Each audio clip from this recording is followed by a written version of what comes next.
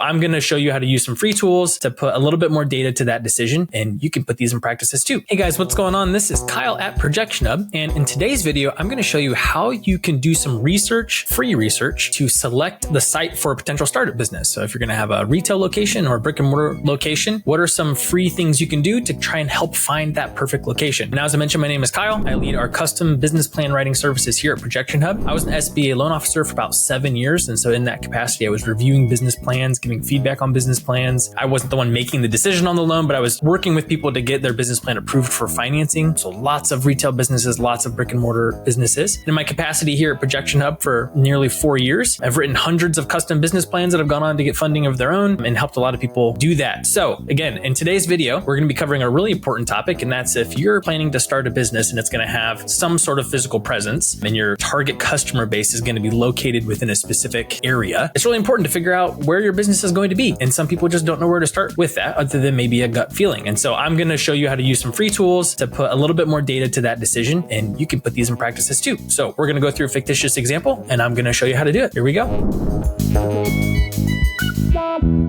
All right, here we go. Now, I'm going to try not to let this turn into a really long video, but I'm going to try to do a live demonstration. So I don't have like a predetermined spot in business and all of that to see if this is going to work out. So hopefully the way we do this can prove how you can do it. And even if the data I find isn't supportive of it being the right site that we select at the end of this video, that's part of this process, right? I want to give you some tools to help you kind of vet some of those ideas. I should probably mention, if at any point you like this video, give it a thumbs up. Consider subscribing to the channel. We help businesses, startups and small businesses create financial projections, create business plans, and help them get SBA loans if that's something they're interested in. We do a lot of this stuff every single day, and a lot of our videos are about tips on doing this and starting businesses and writing business plans and getting SBA loans and all that stuff. So consider subscribing to the channel if that stuff sounds interesting to you. So it's worth mentioning in this kind of set the scene here that if you're starting a business that has a retail footprint, let's say you're a startup, this is your very first location, you're probably thinking starting small, you're probably going to do that in your hometown. So if you live in a place that is not really densely populated, then your options might be a little bit more limited. This video might give you some handy tools to kind of maybe vet your business idea. But if you live closer to a suburban area, particularly a bigger city, you'll be able to have segments of that city that you can kind of explore to see which one might be most supportive of what you're trying to do. And again, if you're in a small town, you're going to have more of that like boots on the ground gut feeling, this would work here, and maybe the specific location doesn't matter quite as much. But maybe you're located in a more largely populated area, and that decision does matter. There's competitors. You want to be in a right position to be seen by customers. You don't want to be too close to your competitors, or maybe you do. That's some of the nuances here that you have to keep in mind. If you're in a really small town and you're the very first type of business of your own, and you might be just going purely off of, is there a basis for demand versus your location probably doesn't matter all that much. That's just worth mentioning. Some of these tools are still really helpful for you in that case. Over here on the right-hand side, you can see I've already kind of put together a fictitious primary demographic group. We're going to use that here, and we're going to be doing a business called Party Pilates. It's a startup Pilates studio, and don't ask me exactly what Pilates is. I'm not 100% sure, but I know it is a special form of gym or exercise studio, and so that's what we're going to be working with. And you can see the breakdown of our primary demographics here. I just used a tool like ChatGPT to help me pull this together to give us a starting point. Now you can see right here some of the steps we're going to go through. First, we want to find a town with growing demand and interest. So to my first point, if you live in a really small town, you know your small town already, right? So you can probably skip that part. But based on this map you can see here, so I live in Indiana. I live on the south side of Indianapolis, which is the biggest city in Indiana. There's about 1 million people that live in Indianapolis. And so that's one of those examples of it's surrounded by suburbs that by themselves can support a business like a Pilates studio. So it's not, it's easy to say like, oh, I'm going to have my business in or around Indianapolis. It's like, well, where at? There's,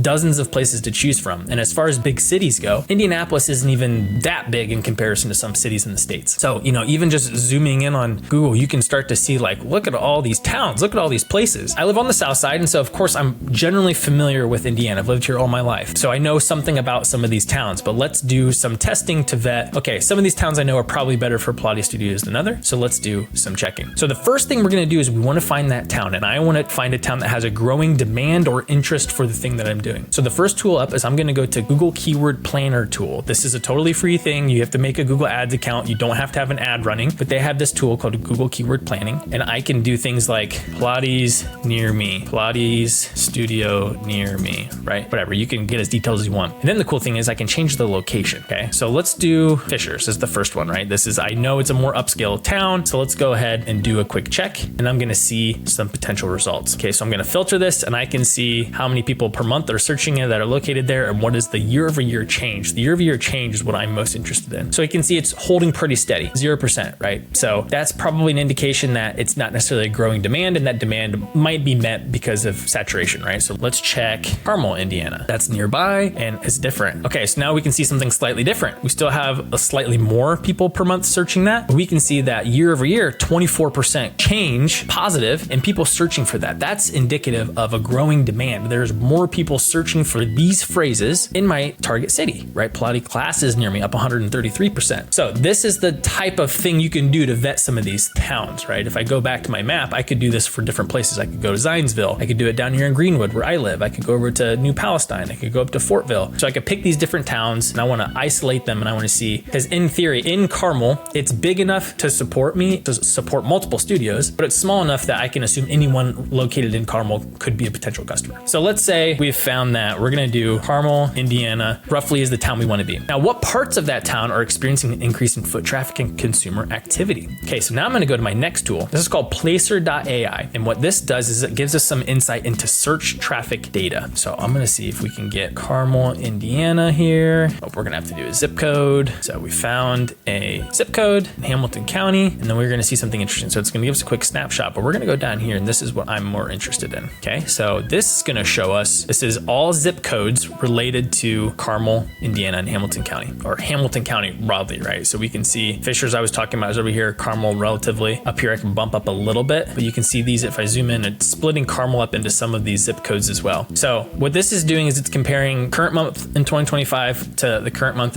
or the same month in the previous year. And what foot traffic data companies do, is this is going to sound spooky, but it's just reality, is they're tracking where cell phones are going. Now they don't really care what this company's not doing it. It's the cell phone providers, and they're probably selling that type of data, probably at an anonymous level, to companies like this to measure that. So what this is measuring is how often are cell phones coming into that zip code. And so we can see year over year, these zip codes are down just a little bit. Now this one down here is down even more, right? So we might want to avoid that. Fishers over here is holding steady, bumping up a little bit. Now there might be other factors into this. I'm recording this in April of 2025. There's concerns about inflations and tariffs, and people are belt tightening and all that kind of stuff. So that could be indicative of why these things are down a little bit, but it's still worth looking into which areas are growing versus not. The next thing we'll bump into, so let's say we're going to do 46032 and go over to trends, and we can see dining visits holding steady, retail visits down a little bit, 4%. So this is just an indication that it's relatively steady. Consumer trends slightly down, especially when it comes to retail. If you do a paid account for Placer, you can get even more detail on the nature of people's visits. Let's just assume that. Okay, so we're going to do 46032 zip code. Now, does your target demographic exist in that? So now I'm going to do my next tool, Census Reporter, and we're going to go to 46032 zip code. Now we're going to get a breakdown of demographics within that. So remembering our demographic up here, primarily interested in women, predominantly 25 to 55. I would even probably bump that age up a little bit, maybe 35 to 55 or 30 to 55, but either way, it still works. Income, typically middle to upper middle class. I would probably beg to differ and say it's slightly higher than that. 50,000 to 120,000, probably higher than 50,000 is what we would want. Professionals and residential neighborhoods. So let's get in some details here. So the median age for this area is 39, 10% higher than general Indianapolis Carmel region. That's okay. We can get into income. That fits the bill right there. $76,000 for per capita, 123 for median. So it's an affluent area. So that's a great thing. We get down to breakdown of, maybe we should do that up here. Population range. We can see that fits about where we would want it to be. It's predominantly female, which again supports our details here. So this is a bit of a validation of that area. Okay, so this is just a quick tool to see who's in that county, right? So we know there's an interesting growth in what we want to provide. Consumerism is holding relatively steady in that target zip code. The demographics are there. And so now we're getting really down to, we're getting more and more granular. So now we need to find actual potential locations within that zip code. Now, I don't know how you feel about using AI tools. They're coming and they're here to stay, and they're going to get even more involved. So I encourage you to embrace them and not be afraid to use them. There's several out there, ChatGPT, Gemini, Grok, whatever your preference is. I use all of them for different capacities and in different situations. Something I really like that Grok can do is we can actually have it recommend a location. So we can say, hey, I'm interested in starting this thing within this city, even within this zip code likely. Do you have any recommendations on where we might consider putting our do it? So I'm gonna quickly do a prompt here and we'll see what it says. All right, now you can see here what I prompted. I'm interested in opening a Pilates studio in Carmel, Indiana, particularly this zip code. I want you to recommend 3 to 5 specific site locations. Consider proximity to competitors, foot traffic, car traffic, other data. And we get some really great options here, right? It gives us 4. Terrace, Merchant Square, and these are specific addresses, right? So I could probably take this one step further and ask for like links to listings in those places. And I'm not gonna necessarily do this live here, but right, you could take this, we could go to Google Maps, obviously. So step 5 in this process is going to be, you actually have to vet,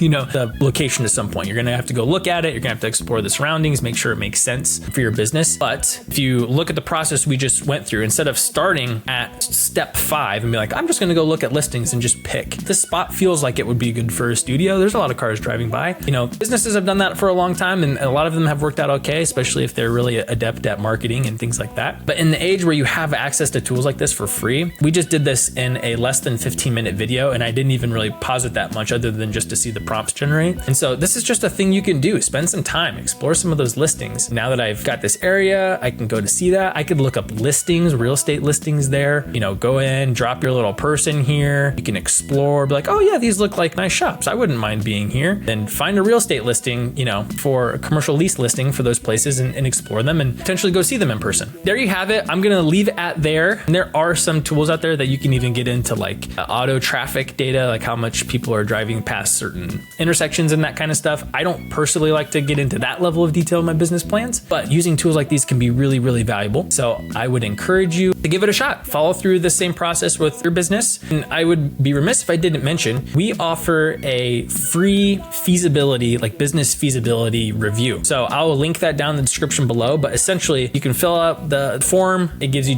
you're going to give a little bit of information about like your idea, your concept and that kind of thing. Me and other members of our team, we will do a kind of a quick analysis of that and give you some feedback on like how viable do we think the concept is, but also, if you're planning to get financing or funding and how the numbers might shake out, we'll give you some feedback on that as well. So that's totally free. Feel free to take advantage of that. Of course, we're going to offer ways we could potentially help, but there's no requirement to move forward with any of those. So I encourage you to use us as a free resource in our expertise. Hopefully you found this video helpful and can apply it in your situation as well. So consider subscribing to the channel, like the video if you found this helpful, and let us know if you have any questions. You can comment down below or reach out to us at support@ProjectionHub.com. And I will even personally be answering some of those questions as well. So we'll see you in the next video. Thanks.